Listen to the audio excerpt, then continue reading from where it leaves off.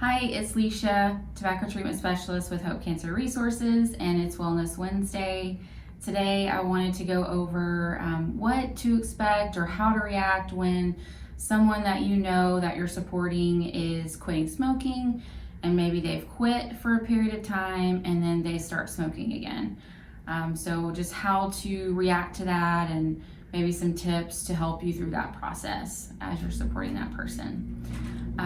So say this person is quit, they could be quit for, it could even be a day, it could be several months, and then they have started smoking again. So I think the first thing to remember as the person that you're supporting them is to know that they may not have completely given up. So don't assume that now they're just gonna keep smoking and go back to their same routines. So being able to just keep that in mind, just because they smoked after they quit doesn't necessarily mean that they're just going to continue and go back to the same habits. And I want to bring up with that what the difference is between a lapse and a relapse. So a lot of people think, well, they smoked a cigarette, it's kind of over, they're back to where they were, but there's really a difference with that. So if someone, say they smoked half a pack generally before they even started quitting, they quit for a period of time, they maybe smoked a cigarette, or maybe they're smoking one cigarette every day. Now that is considered a lapse. Now if they go back to smoking a half a pack every day after they've quit, then that would be considered a relapse. So just kind of keeping that in mind to know that they've made progress and being able to help them see that progress too after they've had this lapse with smoking again. The second thing is really giving them some grace, not making them feel guilty about this.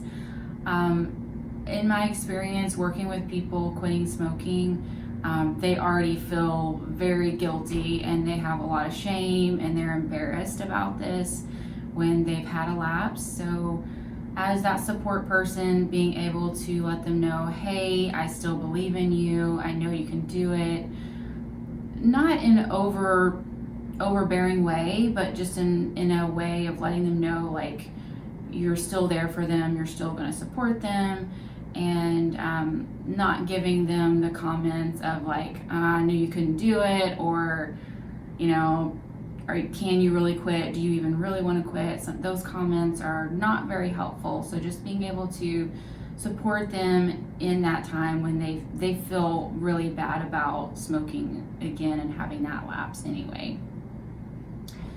The next thing I wanted to mention is just being able to remind them again of why they're quitting. So sometimes that can be really helpful for that person as they've had a lapse or even a relapse. Just saying, hey, like, remembering why you wanted to quit in the first place, and letting them know that you're there for them, and just being that nice support to give them an extra help. And I've mentioned this before, but just as a support person, realizing that nicotine dependence is a chronic relapsing disorder, and people that are trying to quit are going to have multiple attempts, sometimes up to 10 or 15 attempts to quit before they may actually be successful.